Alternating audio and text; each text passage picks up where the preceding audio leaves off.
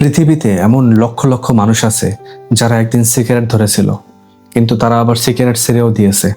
শুধু সিগারেট নয়, আমার এমন কিছু কলিগ ছিল যারা শুয়ের মাধ্যমে নেশা করত, কিন্তু তারা তো শুয়ের মাধ্যমে এখন নেশাই করে না। তারা অনেকেই আছে সিগারেটও খান না এবং অনেকেই সুন্দর জীবনযাপন করতেছেন এখন।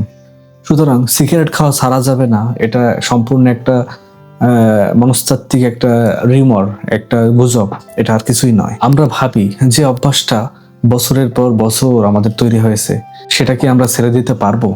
আসলে সমস্যাটা অভ্যাসে নয়, সমস্যাটা আমাদের মস্তিষ্কে। যখনই আপনি সিগারেট খান, তখন সেই সিগারেটের ধোঁয়াটা আপনার মস্তিষ্কে পৌঁছে যায় এবং সে মস্তিষ্ক কয়েক সেকেন্ডের জন্য প্রাউড ফিল করে, মানে ভালো লাগতে শুরু করে মস্তিষ্কে।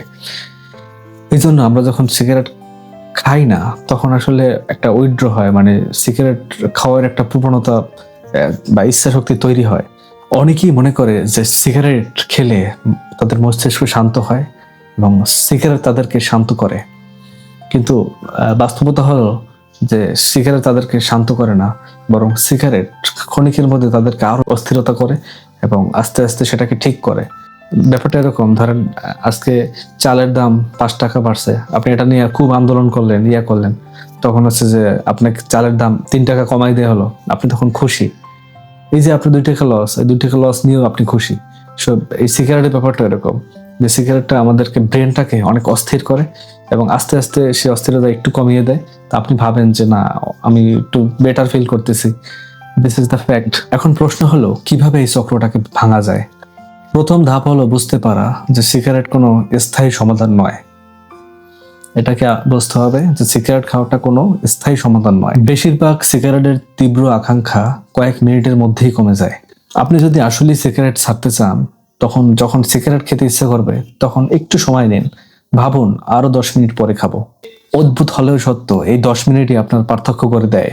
যে পরিস্থিতিতে আপনি সিগারেট খান সেগুলো চিহ্নিত করুন, যেমন চায়ের আড্ডা, বন্ধুদের সাথে ঘুরতে যাওয়া, আবার হতে পারে যে কোনো হঠাৎ কোনো চাপ অনুভব করা। এই সময়গুলোতে আপনি সিগারেট বেশি খান, এই সময়গুলোকে আপনি মার্ক করুন। আমি একটা ভাইয়ের সাথে কথা বলেছিলাম যে তিনি সিগারেট খাওয়া ছেড়ে দিয়েছিল। তার সাথে আমি কথা বলছি যে আপনি কিভাবে এটা পারলেন, কিভাবে সম্ভব হয়েছে। যে তিনি আমাকে বলতেছিলেন, আমি তো জানি যে সিগারেট আমাকে তিলে তিলে ধ্বংস করে দিচ্ছে। তার 2টো সন্তান, সে যখনই তিনি সিগারেট হাতে নিতেন, সেই 2টা সন্তানের কথা মনে করতেন এবং তার পরিবারের কথা মনে করতেন। যে আমি যদি এই মুহূর্তে কোনো অসুখে পড়ি, আমি বলতেছি না যে আমি মারা যাব, কিন্তু আমি যদি এই মুহূর্তে কোনো অসুখে পড়ি, আমার পরিবারটা খুব বিপদগ্রস্ত হবে। এবং তিনি সেভাবেই আসলে সিগারেট থেকে সরে আসতে পেরেছিলেন। যিনি আসলে নিজেকে ভালোবাসেন এবং পরিবারকে ভালোবাসেন, এই ধরনের তুচ্ছ আবেগ তার কাছে কিছু নয়। তিনি এটাও বলেছেন যে আমি প্রতিদিনে 15টা করে সিগারেট খাইতাম এবং আমি যখন সিগারেট খাওয়াটা ছেড়ে দিয়েছি, তখন ওই 15টা সিগারেট আমার যে ফুসফুসকে ধ্বংস করছে, এখন থেকে সেটা আর করতেছে না, বরং আমার ফুসফুস আরো ভালোর দিকে যাচ্ছে। তো এই ধরনের যে ইন্সপিরেশন, মেন্টাল ইন্সপিরেশন, এটার মাধ্যমে তিনি সিগারেট খাওয়াটাকে পুরোপুরি ছাড়তে সক্ষম হয়েছে।